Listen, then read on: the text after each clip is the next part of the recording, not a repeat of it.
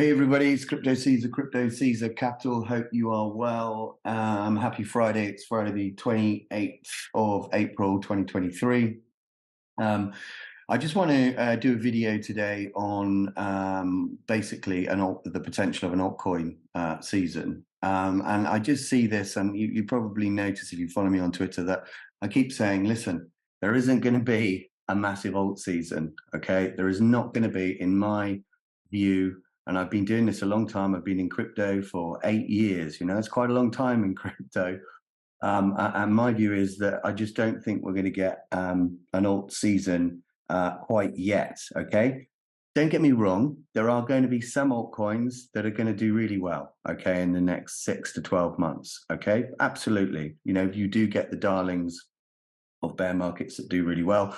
For example, Link did really well in the sort of 2019 bear market. However, the general principle and general rule, in my view, is that we are not going to get a proper face melting alt season until 2024, 2025. And I'll explain why. People on Twitter, massive accounts, 400K, 500K followers, somebody with 1 million followers, are saying there's going to be a big alt season. Listen, there's not going to be a big alt season, and I will explain to you why. When alt seasons happen, okay, when Bitcoin dominance is high, okay, that means that Bitcoin has taken dominance of the market. It's trading, you know, at a high price. Everybody's confident with the market, and then you know, then people are willing then to move their money, move their Bitcoin, move their liquidity into other assets. And right now, it's all about Bitcoin moving to the upside and establishing a higher price for itself, getting its strength back in the market, allowing people to feel a little bit more comfortable about the market.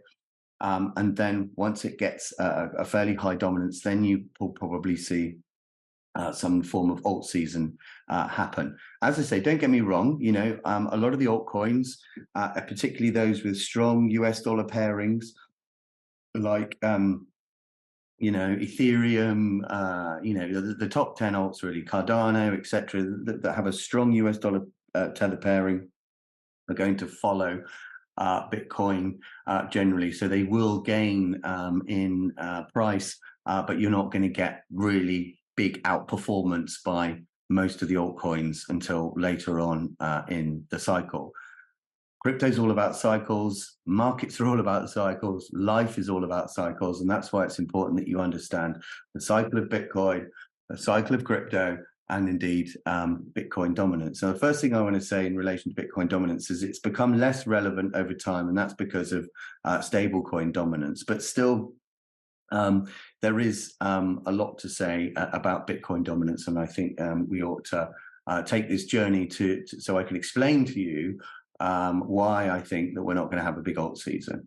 Okay, so let's go back in time, okay, and let's look at when the first alt season happened, or the big alt season back in 2017. Okay, now this we're back in about February 2017, and this is when the alt season started. Okay, and if you were here in 2017, you will remember how epic that alt season was. It's some of the craziest alt season I've ever seen in my life. A lot of people made a lot of money out of absolute shit, basically. But anyway, when that alt season started, it was around about February 2017 or so, okay? And the dominance of Bitcoin at that point was 95%, okay? 95%, all right? Then Bitcoin continued to increase in value, but its dominance dropped because people were extremely confident in the market and they were happy to just buy anything that had a nice, colorful picture on it, on CoinMarketCap. So Bitcoin dominance then started, of course, to drop. Okay, and that's when the alts really started to rally. And essentially, it went from 95, 96% all the way down to about 30, 35%. okay? And this was, so it started in February, okay, around February 2017, and it ended around January 2018. January 2018 is pretty much when Bitcoin had topped out, and it was actually moving down toward 14K or 12K or so. But the alts were still rallying because there was lots of liquidity coming from Bitcoin into the alts, because people didn't really use stable coins as much then. However, the point is this: it went from 95% to 35%, okay? And that essentially was the peak when all the alts were really doing well, and there was a huge peak in the market. Okay, and then in January, around that time, or towards the end of January, the bear market started. Okay, and alts, all the ICOs have been started to be wiped out. Alts were losing massive amounts on a daily basis, and Bitcoin started to gain dominance. Okay, Bitcoin started to gain dominance over the market.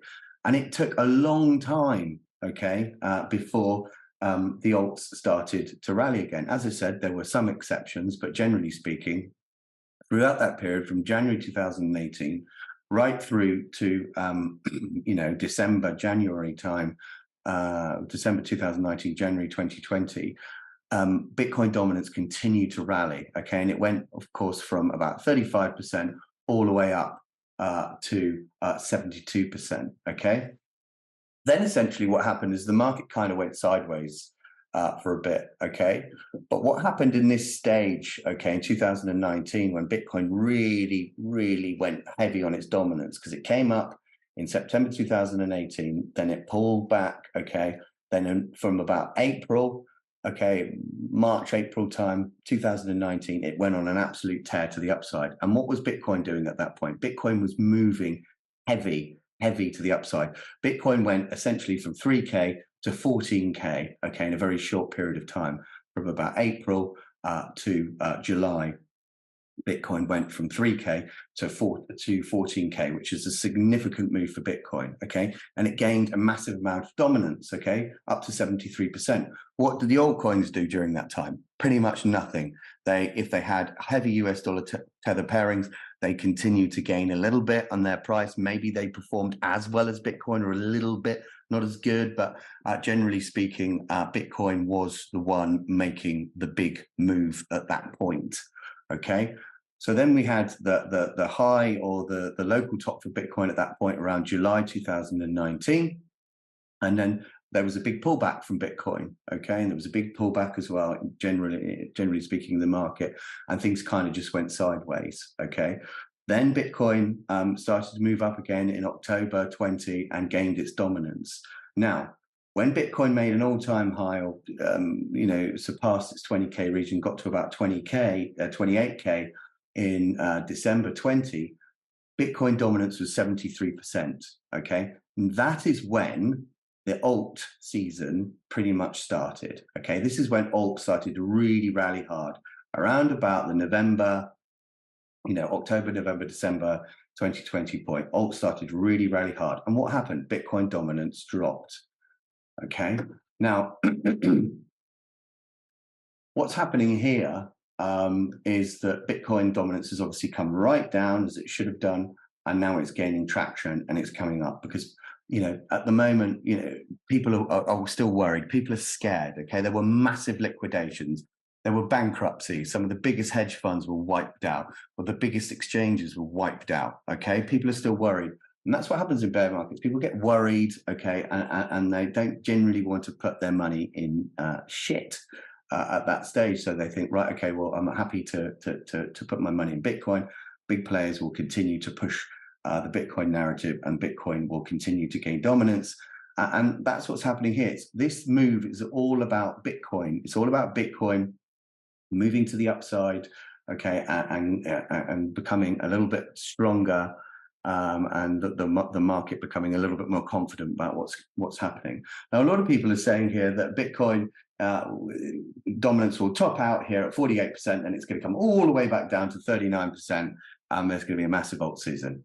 Honestly, I don't think that's going to happen. I could be wrong, okay, but my view, okay, and I've been doing this a long time, I could be wrong, but my view is that that's not going to happen. My view is, as I said, Bitcoin will continue to gain dominance. It will continue to rally to the upside. I think that we could get a 42K to a 51, 52K Bitcoin this year. Okay, and Bitcoin will continue to increase in price. Its dominance will continue to increase, and it's going, in my view, it's going for about 53%.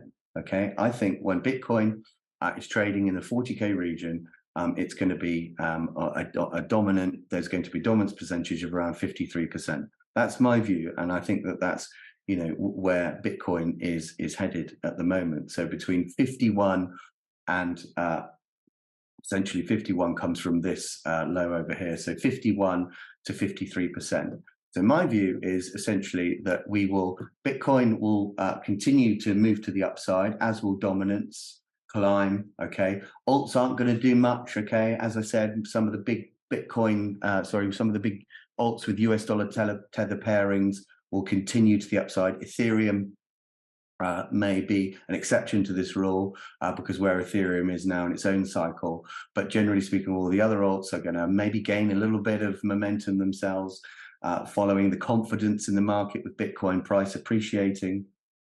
Bitcoin's probably going to come up here to around about the 51 to 53% mark, maybe even a little bit higher, maybe up to the 57% mark, but around this kind of area. Okay, and then it's when Bitcoin finds its local top this year, which I think is going to be between 40 and 50K, then it's going to lose a little bit of dominance. Alts aren't going to rally at that point. Alts will get absolutely slaughtered. And it'll probably find a bit of a support here, maybe, or maybe it'll just zombie out around this area. Okay, but generally speaking, what's going to happen is Bitcoin is going to gain massive dominance over the market. And once it's gained that dominance, okay, things are going to go sideways into the halving. And then the alt season will start to happen in around about the 2024 mark. So probably, I would say, about 6 months or so after the halving, the alts will start to start popping. But I don't think we're going to see any massive alt season until around the end, sort of maybe mid to end of 2024, beginning of 2025. That's when alts are really going to start moving. I think the alt season, the big alt season, will happen at the beginning of 2025 or around that time, and she'll last for about 6 months, 7-8 months or so. So really, I don't think that we're going to lose this this range here. I think that we're going to go straight up through it, and we're going to probably get to about 51 to 53% minimum Bitcoin dominance. Then there's going to be a bit of a sideways action in the market, and then once Bitcoin starts moving towards its all-time high again, that's when the Bitcoin dominance will start to drop, because that's when the confidence will come back into the market, and that's when alts will really start to rally.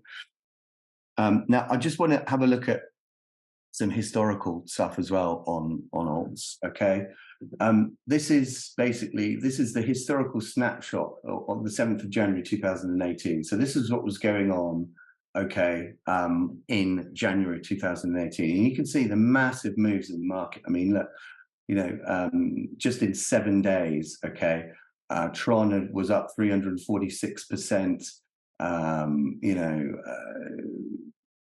Neo was up 35%.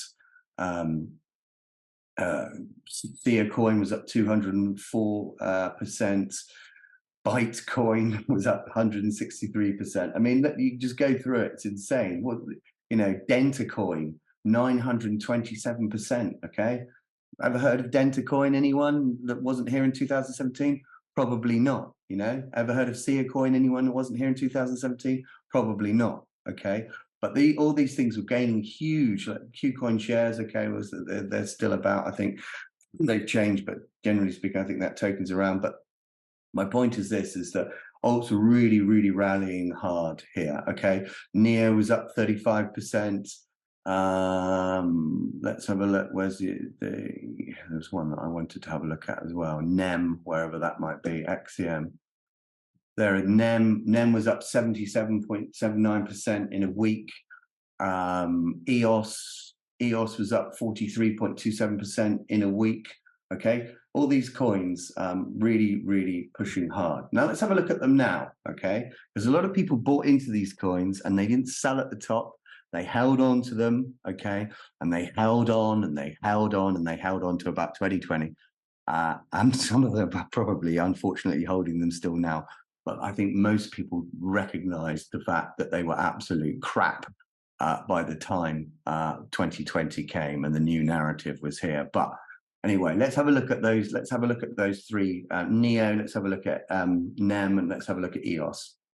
So EOS did extremely well in the 2017 bull market, okay? And my point is this, is that bull markets and altcoins are generally about narratives and cycles. And this is a very fast moving space when it comes to technology and what people are doing. And generally speaking, what people were doing 2 or 3 years ago is pretty much useless 2 or 3 years later, okay? Because other coins have come out and they're just better and so on and so forth, okay? But this is EOS, okay? And look at EOS. This is EOS's market cap, all right? And look at what it did. It reached a high in 2018, 17.3 billion, and then it just dropped. And this was the high during the last bull market, May 2021, and it failed to reach or surpass its all-time high. Failed to do it. Okay, it came up, but it failed to do it. On a wick, it got fairly close, but even failed to get above it. Did not continue above. And look at it now. It's just dead. All right. This is just a classic example of a project which is dead. All right. NEM or XEM, another coin that people make absolute fortunes out of. You know, absolute fortunes out of back in 2017. I mean, look at that, 247,000% to the upside, okay? And it probably did more than that because it probably started off with a Bitcoin pairing and then it had got a US dollar pairing along the way. But basically 250,000% it went up, okay? Then it came down in the bear market, okay? It lost a lot, okay? And did it surpass its all-time high again? No, it did not. And where is it now? It's dead. Do you think it's going to surpass its all-time high next this cycle? Probably not, right? And the problem is that people marry into these, and there are communities on Twitter which feed absolute nonsense and lies and conspiracy theories about this, that, and the other. XRP community is probably the worst one for that, and I mean no disrespect to them, but it's a fact, all right? And people unfortunately bag hold these shit coins for years and just lose money. Okay, they lose money. They would have been better off just buying Bitcoin back in 2016 and just holding it till now because they would be significantly up. NEO is another one. NEO went on an absolute massive tear to the upside. This probably isn't the best chart to use for NEO, but generally, NEO started as Ant shares. This is a coin that I had, and you know, I think it was another one that did 300, 400, 500,000% to the upside. Really well performing, great performing coin in 2017. Came up to $194. Okay, but you know, sold off. Did it surpass its all-time high again? No, it didn't, and that means that people who bought the top here, okay, never really got their money back or just about broke even. And they had to bag hold, you know, for what, 172 weeks. They had to bag hold for 172 weeks just to get their money back. 172 weeks of pain just to get their money back. You know, just doesn't make sense, does it? Doesn't make sense at all. And that is what's going to happen with a lot of the cryptos that people were really, really bullish about in 2020 and 2021 that did really well.